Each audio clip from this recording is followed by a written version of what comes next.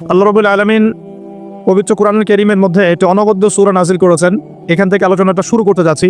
সূরাটার নাম হচ্ছে সূরাতুল আসর। কি সূরা? আল্লাহ পাক বলছেন বিসমিল্লাহির রহমানির রহিম, ওয়াল আসরি, সময়ের কসম, সময়ের কসম, মহাকালের কসম, ইন্নাল ইনসানা লাফি খুসর, নিঃসন্দেহে, নিঃসংকোচে, কোনো সন্দেহ নেই যে এই পুরো মানব জাতি ক্ষতির মধ্যে আছে।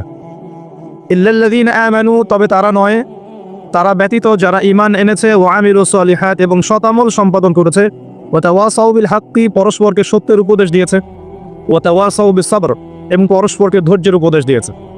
আল্লাহ রাব্বুল আলামিন বলছেন সময়ের কসম। সময়ের কসম আল্লাহ পাক কেন করলেন? তার আগে আমরা একটু জেনে নেই যে আল্লাহ পাক কি কসম করতে পারেন কিনা। উত্তর হচ্ছে হ্যাঁ, আল্লাহ রাব্বুল আলামিন তার সৃষ্টির কসম করতে পারেন, কিন্তু সৃষ্টি হিসেবে আমাদের জন্য জায়েজ নেই যে আমরা আল্লাহ ছাড়া অন্য কারো নামে কসম করব। নবী সাল্লাল্লাহু আলাইহি ওয়াসাল্লাম বলেছেন, মান হালাফা বিগাইরি ইসমিল্লাহি ফাকাদ কাফারা, কেউ যদি আল্লাহ ছাড়া অন্য কারো নামে কসম করে বা শপথ করে, সে যেন কুফরি করলো। কি করলো? আমরা যদি কসম করতেই চাই, শপথ করতেই চাই, তাহলে আল্লাহর নামেই কসম করতে হবে। আর আল্লাহর নামে কসম করলে অবশ্যই কসম পূরণ করতে হবে, শপথ পূরণ করতে হবে। যদি পূরণ না করি কাফারা দিতে হবে, কমপক্ষে 3টা রোজা রাখতে হবে। আল্লাহ পাক তার সৃষ্টির নামে কসম করে থাকেন। যেমন আল্লাহ পাক বলেছেন ওয়া তিন ফলের কসম, ওয়া জাইতুনের কসম। 3 ফল খেয়েছেন কখনো? জাইতুন ফল দেখেছেন? জাইতুনের তেল সম্পর্কেও হাদিসে আসছে এটা বরকতময় তেল। জাইতুনের তেল বরকতময়, এটাকে খেতে বলা হয়েছে, গায়ে ব্যবহার করতেও বলা হয়েছে। ওয়া তুরি সিনিন, আল্লাহ পাক তুর পাহাড়ের কসম করেছেন, সিনাই পর্বতের কসম করেছেন। ওয়া হাযাল বালাদিল আমিন, এই পবিত্র শহরের কসম বলতে আল্লাহ পাক মক্কার কসম করেছেন। এরকম প্রচুর কসম আল্লাহ পাক কোরআনে করেছেন। স্পেশালি আম্মা পারা, যেটা আমরা বলি 30তম পারা, এই পারায় প্রচুর শপথ আপনি দেখতে পারবেন। ওয়া দুহা, দ্বিপ্রহরের কসম, ওয়াল লাইল, রাতের কসম। ঠিক আছে, কোন কোন ক্ষেত্রে আল্লাহ পাক এই মহাবিশ্বের কসমও করছেন তারকার অবস্থানের স্থলে। আল্লাহ পাক বলছেন ফালা উকসিমু বিমাওয়াকিন নুজুম ওয়া ইন্নাহু লাকাসামুল লাউ তা'লামুনা আযীম। সূরা ওয়াকিয়ার শেষের দিকে আল্লাহ পাক নক্ষত্রগুলোর অবস্থানের স্থলেরও কসম করেছেন। কোন কোন ক্ষেত্রে আল্লাহ পাক নিজেরও কসম করেছেন, ফালা ওয়া রাব্বিক, কখনো নয়, তোমার রবের শপথ করে বলছি, তোমার রবের শপথ করে বলছি। মানে আল্লাহ পাক নিজেই নিজের কসম করছেন যে ফালা ওয়া রাব্বিকা, কখনো নয়, তোমার রবের কসম করে বলছি, তারা মুমিন হতে পারবে না যতক্ষণ পর্যন্ত তোমাকে, হে নবী মুহাম্মদ সাল্লাল্লাহু আলাইহি ওয়াসাল্লাম, তাদের মধ্যে অমীমাংসিত বিষয়ে তোমাকে ফয়সালাকারী রূপে গ্রহণ না করছে। এখানে আল্লাহ পাক নিজের কসম করছেন। আল্লাহ রাব্বুল আলামিন আল কোরআনে বহু কসম করেছেন, আর এটা প্রত্যেক বুদ্ধিমান শ্রোতাই বুঝে ফেলবেন। আল্লাহ পাক যখন যে বিষয়ের কসম করেন, নিঃসন্দেহে সেটা সবচেয়ে গুরুত্বপূর্ণ বিষয় হবে, তাই নয় কি? আল্লাহ পাক এখানে সময়ের কসম করছেন, মানে সময়টা আমাদের জীবনে খুবই ইম্পর্টেন্ট একটা জিনিস। সত্যি কথা বলতে আমাদের লাইফের সবচেয়ে ইম্পর্টেন্ট জিনিস হচ্ছে কি? টাইম বা সময়। আমরা যখন মায়ের গর্ভে ছিলাম এবং আমাদের বয়স ছিল 4 মাস 10 দিন, তখন আল্লাহর পক্ষ থেকে একজন ফেরেশতা এসেছিলেন, এসে মায়ের গর্ভে রূহটাকে ফুঁকে দিয়েছেন এবং 4টা বিষয় লিখে দিয়েছেন। 1 নম্বর, এই গর্ভের সন্তানের হায়াত কতটুকু হবে। 2 নম্বর, তার রিজিক কি কি হবে। 3 নম্বর, সে সৌভাগ্যবান হবে না দুর্ভাগ্যবান হবে। 4 নম্বর, সে দুনিয়াতে কি কি আমল করবে। এই 4টা বিষয় লিখে দেওয়া হয়েছে। এর মধ্যে সবচেয়ে ইম্পর্টেন্ট বিষয় হচ্ছে হায়াত, সময়, সে কতদিন বাঁচবে। হায়াতের মধ্যে বরকত হয়, কিন্তু আল্লাহ পাকের নির্ধারিত হায়াত কিন্তু বাড়েও না কমেও না। আল্লাহ পাক যে সময় নির্ধারণ করেছেন, এই সময়টুকুই আমাদের দুনিয়ার হায়াত। আল্লাহ পাক নির্ধারণ করে বলেছেন লিয়াবলুয়াকুম আইয়ুকুম আহসানু আমালা। এই হায়াত মওত সৃষ্টি করার বিষয়টা হচ্ছে আল্লাহ পাক দেখতে চান দুনিয়াতে তোমাদের মধ্যে কাজে কে শ্রেষ্ঠ, কাজে কে উত্তম। আহসানকে, কাজে সেরাকে। আল্লাহ পাক দেখতে চান না আমলের মধ্যে এভারেজকে, গতানুগতিককে। আল্লাহ পাক দেখতে চান আমলের শ্রেষ্ঠকে। কবির মানে বড়, আকবর মানে সবচেয়ে বড়, সগীর মানে ছোট, আসগর মানে আরো অনেক ছোট, হাসান মানে হচ্ছে ভালো, উত্তম, আহসান মানে সবচেয়ে ভালো, বেস্ট ওয়ান। আল্লাহ পাক দেখতে চান লিয়াবলুয়াকুম আইয়ুকুম আহসানু আমালা। তোমাদের মধ্যে দুনিয়াতে আমলে আহসানকে আল্লাহ পাক এভারেজ মুসলিম দেখতে চান না, এক্সেপশনাল মুসলিম দেখতে চান। আমি কি বোঝাতে পারছি? এই জন্য আল্লাহ পাক হায়াত ও মওত সৃষ্টি করেছেন এবং দুনিয়ার জীবনটা আমাদেরকে উপহার দিয়েছেন। আরেকটা উদ্দেশ্য হচ্ছে আল্লাহ পাক দেখতে চান এই কারাগারের জীবনে আমলের শ্রেষ্ঠকে এবং কে আল্লাহ পাকের বিধানগুলো মেনে চলে, এবং কারা কারা আল্লাহ পাকের জমিনের মধ্যে তার খেলাফতের দায়িত্ব পালন করে। আমরা কিন্তু আল্লাহর খলিফা। আমরা কি? আল্লাহর খলিফা। আমাদের পিতাকে আল্লাহ পাক সৃষ্টি করেছিলেন পৃথিবীতে আল্লাহর খলিফা হিসাবে। আল্লাহর খলিফার কাজ কি? শুধু ইবাদত করাই খলিফার কাজ নয়। আল্লাহর খলিফার কাজ হচ্ছে আল্লাহ পাকের জমিনের মধ্যে ন্যায় বিচার প্রতিষ্ঠা করা, আল্লাহর বিধান প্রতিষ্ঠা করা, এটা আল্লাহর খলিফার কাজ। যদি পৃথিবীতে আমরা আল্লাহ পাকের বিধান প্রতিষ্ঠা না করে শয়তানের বিধান প্রতিষ্ঠা করি, তাহলে আমরা আল্লাহর খলিফা থাকবো না, শয়তানের খলিফা হয়ে যাব। আমি কি বুঝতে পারছি? আল্লাহ পাক দুনিয়ার এই কারাগারের জীবনটাতে আমাদেরকে নির্ধারিত সময় দিয়েছেন, ওয়াল আসরির সময়ের কসম। আরেকটা অর্থ এখান থেকে নেওয়া যায়, সেটা হলো আল্লাহ পাক সময়ের কসম করে আমাদেরকে মূলত অতীতকালের দিকে তাকাতে বলছেন। কোন দিকে? অতীতের দিকে। কোরআন খুললে আপনি দেখবেন, আমার সামনে যে কিতাব আছে আল্লাহ পাকের কিতাব আল কোরআনুল কারীম, এই কোরআনুল কারীমকে আপনি 3টা ভাগে ভাগ করতে পারবেন। একটা অংশে গিয়ে দেখবেন এখানে আছে হুকুম আহকাম, কি করা যাবে কি করা যাবে না, কি করতে হবে কি করতে হবে না। দ্বিতীয় অংশে গিয়ে আপনি পাবেন আল্লাহ রাব্বুল আলামিনের তাওহীদ, তাওহীদ, রিসালাত, আখিরাত, এই বিষয়টা পাবেন। আল্লাহ এক, মুহাম্মদ সাল্লাল্লাহু আলাইহি ওয়াসাল্লাম শেষ নবী, এবং আখিরাত, এর পরের জীবন, এর ধাপগুলো, হিসাব নিকেশ, জান্নাত জাহান্নাম, এগুলো পাবেন। আরেকটা অংশে গিয়ে আপনি পাবেন ইতিহাস। কি পাবেন? ইতিহাস, পূর্ববর্তী নবীগণের ইতিকথা পাবেন। একদম আদম আলাইহিস সালাম থেকে শুরু করে শেষ নবী মুহাম্মদ সাল্লাল্লাহু আলাইহি ওয়াসাল্লাম পর্যন্ত পুরো হিস্ট্রি আপনি কোরআনে পাবেন ইনশাআল্লাহ। আল্লাহ পাক ওয়াল আসরি বলে আমাদেরকে একটু পিছনের দিকে তাকাতে বলছেন, একটা জিনিস লক্ষ্য করতে বলছেন। সেই জিনিসটা কি? সেই জিনিসটা হচ্ছে আল্লাহ পাক লক্ষ্য করতে বলছেন যে আদম আলাইহিস সালাম থেকে শুরু করে শেষ নবী পর্যন্ত, বলেন মুহাম্মদ রাসূলুল্লাহ সাল্লাল্লাহু আলাইহি ওয়াসাল্লাম পর্যন্ত আল্লাহ পাকের একটা কমন সুন্নত দেখা যাচ্ছে। কমন সুন্নত, সাধারণ সুন্নত। কি সুন্নত? প্রত্যেক যুগে যুগেই যারা আল্লাহ পাকের বিধান মেনেছে, তার নবীর আনুগত্য করেছে, আল্লাহ পাক সেই মুমিন মুসলিম বান্দাদেরকে দুনিয়াতেও নাজাত দিয়েছেন, পরকালেও জান্নাত দিয়েছেন। ঠিক আছে কথা? আচ্ছা, আরেকটা সুন্নত হচ্ছে প্রত্যেক যুগে যুগে আদম থেকে নিয়ে শুরু করে মুহাম্মদ সাল্লাল্লাহু আলাইহি ওয়াসাল্লাম পর্যন্ত প্রত্যেক যুগে যুগেই যে বা যারাই আল্লাহর কথা শোনে নাই, আল্লাহর বিধান মানে নাই, তার নবীর আনুগত্য করে নাই, আল্লাহ পাক দুনিয়াতেও ধ্বংস করেছেন, আখিরাতেও ধ্বংস করেছেন। এই সুন্নতটা ইতিহাসে একদম কমন। আমি এক্সাম্পল দিয়ে বোঝাচ্ছি। নূহ আলাইহিস সালামের যুগে চলে যান, একটু খেয়াল করে দেখেন, 950 বছর দাওয়াত দেওয়ার পরে মাত্র 40টা বা 80টা পরিবার ইসলাম কবুল করেছে। আল্লাহ পাক এই সারা দুনিয়ায় সেই 80টা পরিবারকেই বাঁচিয়ে রাখলেন, নিষ্কৃতি দিলেন, উদ্ধার করলেন, বাকি সবাইকে ডুবিয়ে মেরে দিলেন। আল্লাহ সুন্নাহ, আল্লাহ পাকের কিছুই পরোয়া নাই। পরোয়া আছে? আচ্ছা, তারও একটু আগে যান, আদম আলাইহিস সালামের 2 ছেলে হাবিল এবং কাবিল, মনে আছে? কাবিলের কুরবানি কবুল হয় না, হাবিলেরটা কবুল হয়। তো এখানে হিংসা, এখানে কি হিংসা, পরশ্রী কাতরতা। তারটা কেন কবুল হয়, আমারটা কেন হয় না? এই হিংসার বশবর্তী হয়ে এক পর্যায়ে কাবিল হাবিলকে হত্যাই করে ফেললো, এবং সেই হত্যাকাণ্ডের সাক্ষী ছিল একটা পাখি, তার নাম কি?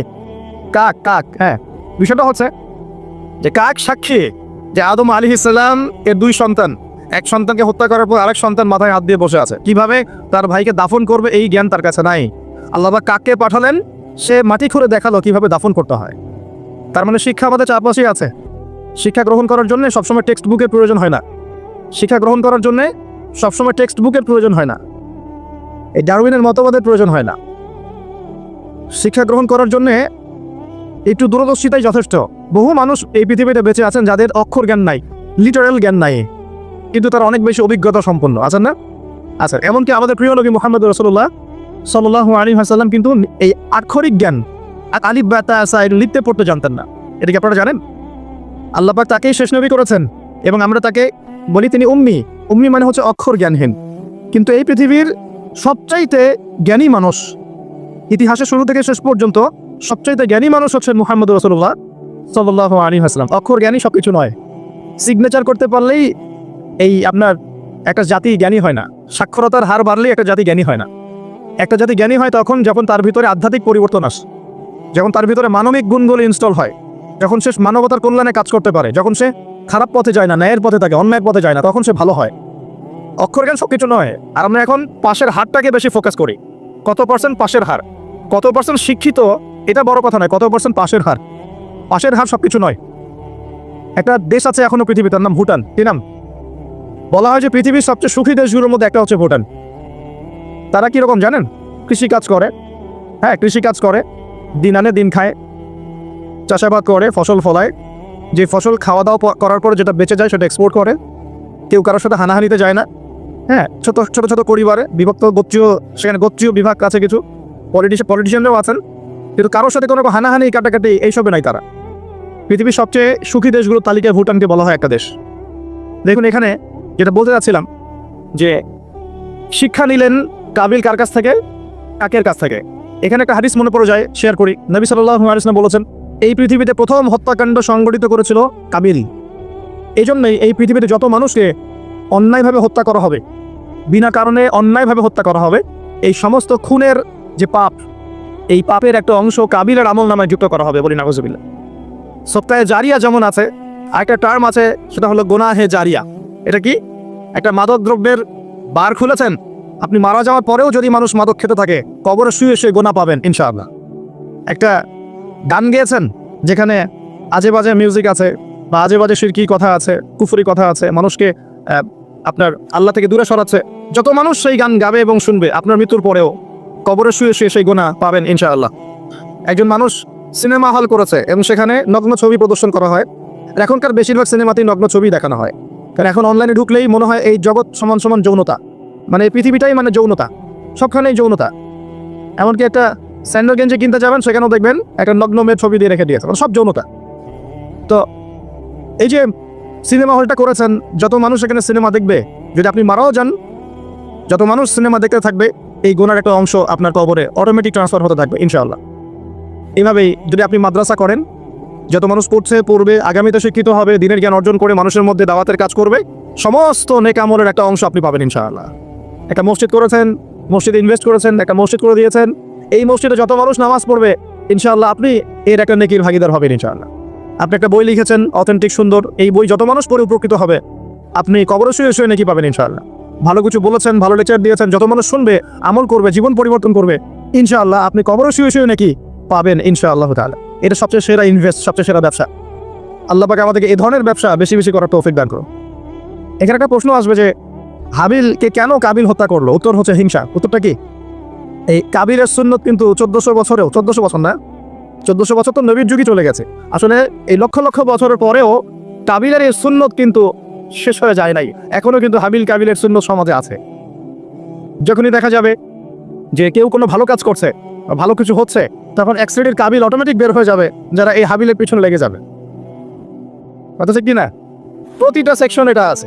যদি পলিটিক্যাল ক্ষেত্রে একজন পলিটিশিয়ান ভালো কাজ করা শুরু করে, কিছু কাবিল বের হয়ে তার বিরোধিতা করা শুরু করবে, দেখবেন। সমাজের ক্ষেত্রে কিছু ভালো নেতা যদি বের হয়, তারা ভালো কাজ করছে, মানব সেবামূলক, কিছু বের হবে কাবিল, যারা এর পিছনে লেগে থাকবে। ধর্মীয় ক্ষেত্রেও দেখবেন, যদি ভালো কিছু আলেম, ওয়াইস, ভালো মুফাসসির, আপনার লেখক বা ভালো কিছু বের হয়, ভালো কোনো পার্সন বের হয়, যারা দিনের জন্য কাজ করছেন, উম্মার জন্য কাজ করছেন, এক শ্রেণীর কাবিল অটোমেটিক বের হয়ে যাবে, যাদের কাজই হবে 24 ঘন্টা তার পিছনে লেগে থাকা। এতে করে ফায়দা কি? এতে করে কাবিলদের কোনো ফায়দা নাই, এতে করে হাবিলের ফায়দা আছে।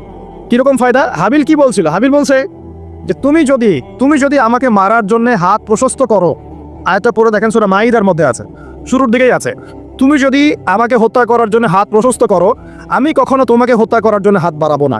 এটা হাবিলের কথা। কত উচ্চ লেভেলের শিক্ষা তার পিতামাতা তাকে দিয়েছেন, কত উঁচু লেভেলের শিক্ষা আদম আলাইহিস সালাম এবং হাওয়া আলাইহিস সালাম তাকে দিয়েছেন, কত উচ্চ মানের তাকওয়া তার মধ্যে ছিল। সে বলছে, তুমি যদি হাত বাড়াও আমাকে মারার জন্য, হে কাবিল, আমি তোমাকে হত্যা করার জন্য আমার হাত বাড়াবো না, বরং আমি ভয় করছি আমাকে হত্যা করলে তুমি আমার এবং তোমার সমস্ত গুনাহ নিয়ে কিয়ামতের মাঠে উঠবে এবং তুমি শয়তানের অন্তর্ভুক্ত হয়ে যাবে। তাহলে কাবিল কি শেষমেশ এই দলে পড়ে নাই? এই দলেই পড়েছে। আল্লাহ পাক আমাদের সবাইকে হাবিল হওয়ার তৌফিক দান করুন, আর দৃশ্য অদৃশ্যের কাবিলদের থেকে আল্লাহ পাক হেফাজত করুন বলি আমি। এখানের একটা সুন্নত আল্লাহ পাকে দেখেন, সময়ের কসম, খেয়াল করেন যে ওই সময়ও আল্লাহ পাক হাবিলকে রক্ষা করেছেন, পরকালে জান্নাত দিয়েছেন। কাবিল কিন্তু জান্নাতে যাচ্ছে না, তার ঘরের মধ্যে নিজের ভাইয়ের হত্যার অপরাধ আছে। নবী পরিবারের সন্তান হওয়া সত্ত্বেও তার পরিণতি কিন্তু ভালো হলো না। খেয়াল করেছেন কি? আচ্ছা, এবার সামনে যান। নূহ আলাইহিস সালামের জীবন তো দেখলেন। এই 80টা পরিবারকে আল্লাহ পাক হেফাজত করলেন, বাকি সবাইকে ডুবিয়ে মারলেন। আমরা যারা এখন পৃথিবীতে বেঁচে আছি, এই 800 কোটি বা 1000 কোটি মানুষ, কোনো না কোনোভাবে কিন্তু আমরা সবাই এই 80টা পরিবারেরই সন্তান। কথা বুঝতে পারছেন না মনে হয়? এই যে বিশ্ব ভ্রাতৃত্বের কথা বলি না আমরা, এই বিশ্ব ভ্রাতৃত্বের কথা তো পশ্চিমারা বলে মানুষকে দেখানোর জন্য, কথার কথা বলে। সত্যিকারের বিশ্ব ভ্রাতৃত্ব শিখতে হলে কোরআন পড়তে হবে। সত্যিকারের বিশ্ব ভ্রাতৃত্ব শিখতে হলে কোরআন পড়তে হবে। কোরআন বলছে এই যে পরিবারগুলোকে আল্লাহ পাক বাঁচিয়েছেন, জুদি উপত্যকায় এই নৌকা গিয়ে ঠেকেছে, ওই নৌকায় যারা ছিলেন তাদেরকে দিয়ে পরবর্তীতে পৃথিবী আবাদ করা হয়েছে।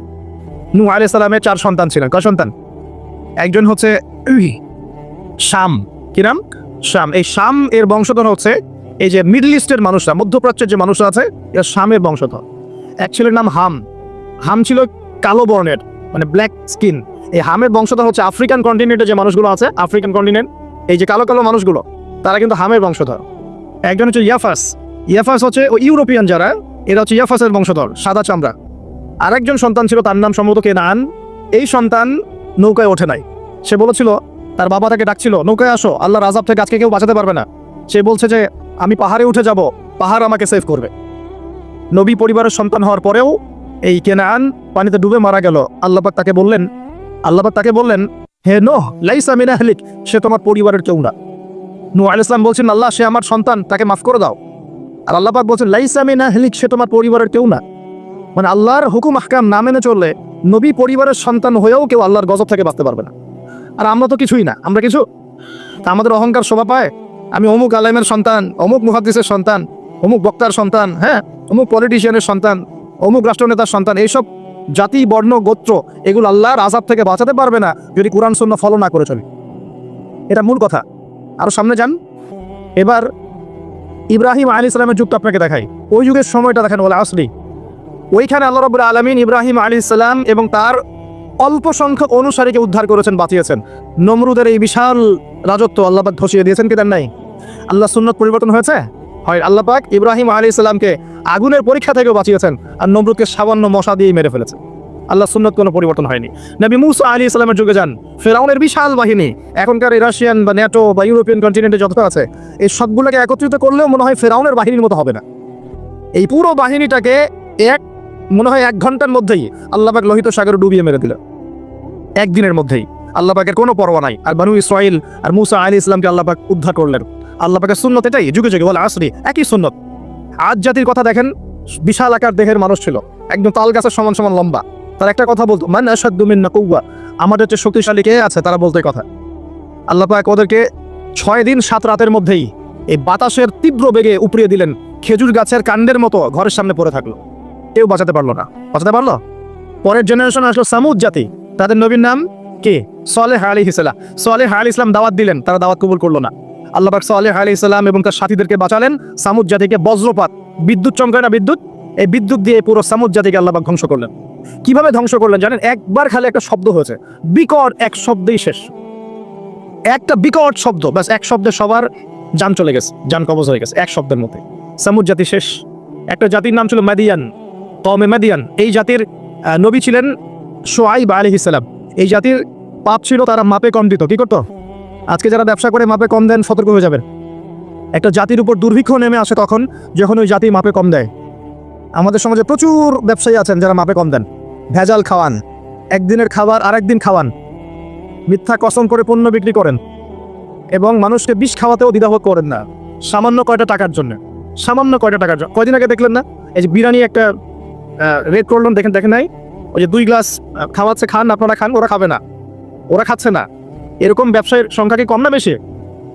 সবখানেই প্রতারণা। আমি এদিকে আসছি পরে ইনশাল্লাহ। মানে শেষ জামানার সবচেয়ে বড় সমস্যাগুলোর মধ্যে একটা হচ্ছে বিশ্বাসহীনতা, প্রতারণা। এই জামানায় আমানত উঠে যাবে। কি উঠে যাবে? আমানত উঠে যাবে। আমানতদার ব্যক্তি খুঁজে পাওয়া যাবে না। নবীজি বলছেন ফস্কার মতো মনে হবে, ফস্কার মতো। গায়ে ফস্কা পড়লে যেমন 2-1টা দাগ থেকে যায়, এরকম আমানতদার ব্যক্তি রেয়ার খুঁজে পাওয়া যাবে। মানুষ বলবে অমুক গ্রামে একটা আমানতদার ব্যক্তি আছে, এত রেয়ার হয়ে যাবে। সবখানে প্রতারণা। ঢাকার মতো শহরে যারা আমরা থাকি, মানুষের চোখে মুখে গেলে অবিশ্বাস, খালি অবিশ্বাস, কেউ কাউকে বিশ্বাস করতে পারে না। কেউ যদি একটা ভিক্ষুক যদি এসে গ্লাসের মধ্যে নক করে বলে যে আমাকে 2টা টাকা দেন, আমি ভাত খাইনি 3 দিন, বিশ্বাস করতে কষ্ট হয় যে সত্যি সত্যি নিচ্ছে না মিথ্যা মিথ্যা নিচ্ছে। এত অবিশ্বাস এখন। তারপরে ভিক্ষারও সিস্টেম, বলে যে আমাকে একটা কম্বল কিনে দেন, বড় বড় ফিগার চাচ্ছে, বড় ফিগার, আমি শাড়ি কিনবো, আমি লুঙ্গি কিনবো। আর সবার কাছে এই কথা বলে বলে সে টাকা উঠাচ্ছে। পরে গিয়ে দেখেন ওই টাকার একটা অংশ সে মাশাআল্লাহ নষ্ট করে ফেলছে, আরেকটা অংশ দিয়ে কি করছে জানেন? শুনলে অবাক হয়ে যাবেন। একটা কোলের বাচ্চাকে নিয়ে ভিক্ষা করছে। কোলের বাচ্চাটা সে হায়ার করে আনছে একজনের কাছে, ভাড়া নিয়ে আসছে। সেটা তার বাচ্চা না, অন্য কারো বাচ্চা ভাড়া নিয়ে আসছে, এবং সেই বাচ্চাটাকে ঘুমের ওষুধ খাইয়ে দেয়। কি খাইয়ে দেয়? ঘুমের ওষুধ খাইয়ে দেয়। ফিডারের সাথে অন্য কিছুর সাথে ঘুমের ওষুধ খাইয়ে দেয়। বাচ্চা ঘুমায়, আর বাচ্চাকে ফেলে রেখে সে বলে যে বাচ্চা অসুস্থ, চিকিৎসার জন্য টাকা দেন, চিকিৎসার জন্য টাকা দেন। মানুষ টাকা দিয়ে যায়, কেউ দেয় না, দিয়ে যায়। এই যে একটা টাকা হয় সারাদিন শেষে, বাচ্চা ঘুমিয়ে আছে, বাচ্চার ঘুমের ওষুধ খাওয়া। তারপরে এই বাচ্চাটার ওসিলা যে টাকাগুলো সে আর্ন করলো হারাম পথে, এর একটা অংশ সে এই বাচ্চার আসল পিতা মাতাকে দিবে, নিয়ে বাকি অংশ সে সিন্ডিকেট করে খেয়ে ফেলবে। এটাও হয় ঢাকা শহরে। তাহলে এই যুগে আপনি কাকে বিশ্বাস করবেন? কিভাবে বিশ্বাস করবেন? এটা অবিশ্বাসের যুগ চলছে। জনগণ সরকারকে বিশ্বাস করতে পারে না, সরকার জনগণকে বিশ্বাস করতে পারে না। সমাজ নেতা জনগণকে বিশ্বাস করতে পারে না, জনগণ সমাজ নেতাকে বিশ্বাস করতে পারে না। একজন ইমাম সাহেবকে মুসল্লি বিশ্বাস করতে পারে না, মুসল্লিকে ইমাম সাহেব বিশ্বাস করতে পারে। কোনো কোনো ক্ষেত্রে একটা ওয়াজ মাহফিল হচ্ছে, ওয়াজ মাহফিলের আয়োজক কমিটিকে বক্তা বিশ্বাস করতে পারে না, বক্তাকে ওয়াজ মাহফিল কমিটি বিশ্বাস করতে পারে। এমনও হচ্ছে, ওয়াজ করে চলে গেছি, এমনও হয়েছে যে ওই যে খামের ভিতরে সব পাত্তি, কিছুই নাই। তো এরকমও যে হইতে পারে সেটা তো কল্পনা ছিল না। আসেন হুজুর দেখা যাবে, আসার পরে দেখার নাম নাই। কোনো কোনো মাহফিল হচ্ছে এমন, মাহফিল নেমে গাড়িতে ওঠার পর মাহফিল কমিটির ফোন নাই, বন্ধ, কিভাবে বাসায় যাবো কোনো ফিকির নাই। তো প্রত্যেকটা ক্ষেত্রে প্রতারণা, প্রতিটা সেক্টরে, উপর থেকে নিচ সব জায়গায় প্রতারণা। এই যুগে আপনি আবার একটা মেয়েকে ভালোবাসতে যাচ্ছেন, ভাবছেন যে সে আপনার বিশ্বাস রক্ষা করবে, এখানেও প্রতারণা। দাঁড়ান আমি কন্টেন্ট হারিয়ে ফেলবো আর কি। ছেলেকে বাবা বিশ্বাস করতে পারছে না, বাবাকে ছেলে বিশ্বাস করতে পারছে না। দেখেন, সন্তানের জন্য সম্পত্তির জন্য ছেলে বাবাকে হত্যাও করেছে, এই যুগে ঘটনা। সম্পত্তির জন্য ছেলে মাকে হত্যা করেছে। আমি উত্তরবঙ্গের একটা ঘটনা জানি, মাকে জবাই করে দিয়েছে সন্তান সম্পত্তির জন্য। স্বামী স্ত্রীকে বিশ্বাস করতে পারে না, স্ত্রীকে স্বামী বিশ্বাস করতে পারে না। হ্যাঁ, তো এই জামানা সবচেয়ে বড় সমস্যা হচ্ছে এই জামানা থেকে বিশ্বাস উঠে গেছে, কেউ কাউকে বিশ্বাস করতে পারে না। খেয়াল করে দেখবেন, ইভেন বাজারে যাচ্ছেন, বাজারে গেলে কেনাকাটা করছেন, একটা অবিশ্বাস সবার চোখে মুখে, না জানি ও আমাকে ঠকায় দেয় কিনা। কেউ যদি ভালো মতো এসে এক কাপ চাও অফার করে, ভাই আসেন চা খাই এক কাপ, বিশ্বাস করতে কষ্ট হবে, না জানি চা আসবে তবে কি খাওয়ায় দেয়। সব ক্ষেত্রে, প্রতিটা ক্ষেত্রে একই অবস্থা। দেখেন, ওই সমাজে ওই মাদিয়ান কওমের মধ্যে এই অবিশ্বাস ছিল, প্রতারণা ছিল, আর মানুষকে তারা মাপে কম দিয়ে ঠকাতো। যে সুন্নত এখন চলছে, এখনো সে কোরআন আল্লাহ পাক কেন নাজিল করছেন, কেন এত ইতিহাস বলছেন? কারণ শেষ জামানার এই উম্মতে মুহাম্মাদি সাল্লাল্লাহু আলাইহি ওয়াসাল্লামের মধ্যে এই সমস্ত সমস্যাগুলো আবার নতুন করে দেখা দিবে। এই কারণেই তো আল্লাহ পাক আমাদেরকে জানাচ্ছেন, আগে এটা হয়েছে, আগে এটা হয়েছে, আগে এটা হয়েছে, সতর্ক থাকো। কেন কোরআনে বারবার মূসা আর ফেরাউনের কথা আসছে? 136 বার আছে নবী মূসা আলাইহিস সালামের কথা ফেরাউনের সাথে। এতবার কেন, যেখানে আমাদের নবীজির নাম মাত্র 4 বার? কেন এতবার? কারণ শেষ জামানায় উম্মতে মুহাম্মাদের সময়ে মূসা এবং ফেরাউনের সময় যা যা হয়েছিল এগুলো পুনরাবৃত্তি হবে আবার। আল্লাহ পাক সচেতন থাকতে বলছে। এই যুগেও কি নতুন করে ফেরাউন না বের হয়ে আসে নাই? ফেরাউন এবং তার দলবল বনু ইসরাইলের উপরে যা করেছিল, এখন ইহুদিরা সেই মুসলিমদের উপর তাই করছে না? একই জিনিস ঘুরে ফিরে আসছে। এই কারণে আল্লাহ পাক আমাদেরকে সতর্ক থাকতে বলছেন, বারবার কোরআন এগুলো রিপিট করছেন। ইতিহাস কেন ব্যাখ্যা করছেন আল্লাহ পাক? বলে আসরি, সময়ের কসম, সময়কে মূল্যায়ন করেন। সময় পিছনের দিকে তাকিয়ে দেখেন, সময় কত সময় চলে আসছে। এই কমে মাদিয়ান মাপে কম দিত। আমরা যারা ব্যবসা করি, আল্লাহর ওয়াস্তে মাপে কম দিবেন না। একজন সৎ ব্যবসায়ী, আমি দুটো হাদিস শোনাই, আমি তাদেরকে ভালোবেসেই বলছি, ব্যবসায়ীদেরকে আমি ভালোবাসি, কারণ তারা অন্ততপক্ষে সুদের মধ্যে যাচ্ছেন না। এখন ব্যবসা করে আপনি যদি হালাল ধরে রাখতে না পারেন, তাহলে ব্যবসাটা বৃথা হচ্ছে। আল্লাহ পাক বলেছেন ওয়াহাল্লাল্লাহুল বাই'a ওয়া হাররামা রিবা, আল্লাহ পাক ব্যবসাকে হালাল করেছেন, সুদকে হারাম করেছেন। আপনি সুদ খাচ্ছেন না, ব্যবসা করছেন, আলহামদুলিল্লাহ। কিন্তু যদি আপনি মাপে কম দেন, মিথ্যা কসম করে পণ্য বিক্রি করেন, সিন্ডিকেট করেন, মাল ইচ্ছা করে মজুদ করে পরে দাম বাড়িয়ে দেন, এই যে 2 নম্বরে যদি করেন, আমানতের খেয়ানত করেন, তাহলে আপনাদের এই পাপের কারণে পুরো জাতির উপর দুর্ভিক্ষ নেমে আসবে। এটা হাদিস। আর যদি আপনি সৎ ব্যবসায়ী হতে পারেন, নবী সাল্লাল্লাহু আলাইহি ওয়াসাল্লাম বলেছেন, নবীদের সাথে, শহীদদের সাথে আপনার হাসর হবে ইনশাআল্লাহ। একজন সৎ ব্যবসায়ী নবীগণ শহীদগণের সাথে ইনশাআল্লাহ তাআলা কিয়ামতের মাঠে হাসর করবে ইনশাআল্লাহ তাআলা। আমরা কি এটা চাই না? আর এক শ্রেণীর মানুষকে আমি ভালোবাসি, তারা হচ্ছেন পলিটিশিয়ান। কেন ভালোবাসি? কারণ তারা অ্যাটলিস্ট কাপুরুষতার পরিচয় না দিয়ে নিজের কাঁধে দায়িত্ব নিয়ে সমাজ সংস্কার করার চেষ্টা করছে। আমাদের সমাজে 2 ধরনের মানুষ আছে। এক, যারা খালি সমালোচনা করতে পারে, ভালো মন্দ কমেন্ট করতে পারে। আর এক শ্রেণীর মানুষ চ্যালেঞ্জ গ্রহণ করতে পারে, যে আমি চ্যালেঞ্জ নিয়ে এটাকে পরিবর্তন করব। এই 2 শ্রেণীর মানুষ পাবেন আপনি। এক, কোনো কাজের না, সারাদিন কমেন্ট করতে পারে, এটা ভালো না, এটা ভালো, এটা খারাপ, এটা সেই, এটা করতে হবে, ওইটা, মানে এদেরকে আমি নাম দিয়েছি করতে হবে গ্রুপ অফ ইন্ডাস্ট্রিজ। মানে করতে হবে, এটা করতে হবে, ওইটা করতে হবে, এটা করা উচিত, ওইটা করা উচিত। খুবই বুদ্ধিদীপ্ত মানুষেরা, কিন্তু কাপুরুষ। কারণ নিজেরা চ্যালেঞ্জ গ্রহণ করে এটা বিপদ ফেস করে সামনে যেতে পারে। আলেমদের ভুল ধরছেন, আপনি নিজে আলেম হচ্ছেন না কেন? আলেমদের অনেকের ভুল ধরছে, তো আপনি পড়াশোনা করে আলেম কেন হচ্ছেন না? সমাজ পরিচালনাকারীদের ভুল ধরছেন, সমালোচনা করছেন, আপনি সমাজ চালাচ্ছেন না কেন? রিস্ক নিচ্ছেন না কেন? দাঁড়ান, আসেন এখানে। আপনি পলিটিশিয়ানদের সমালোচনা করছেন, তাহলে আপনি পলিটিশিয়ান কেন হচ্ছেন না? আপনি ইকোনমিক সেকশনের মানুষদের সমালোচনা করছেন, আপনি কেন দায়িত্ব নিচ্ছেন না? কেন যোগ্যতা অর্জন করে, ঝুঁকি নিয়ে, চ্যালেঞ্জ গ্রহণ করে সমাজ পরিবর্তন করার রিস্ক নিচ্ছেন না কেন? তাহলে 2 শ্রেণীর মানুষ পাওয়া যায়। কিছু মানুষ শুধু কথাই বলতে পারে, আর কিছু মানুষ কাজ করে দেখায়। তো অ্যাটলিস্ট তারা কাজ করে দেখানোর জন্য, মানুষের ভালো করার স্বার্থে তার একটা দায়িত্ব কাঁধে নিয়েছেন। হয়তো দায়িত্বের যে ইসলামাইজেশন বা ইসলামিক দায়িত্ববোধ, এটা তাদেরকে হয়তো বোঝানো যাচ্ছে না। এটা সমস্যা। কিন্তু যদি এই দায়িত্বটাকে ইসলামাইজ করে পালন করা যায়, সমাজের কল্যাণ না কল্যাণ, একজন দায়িত্বশীল ব্যক্তি তিনি যদি কোরআন সুন্নাহর মানদণ্ডে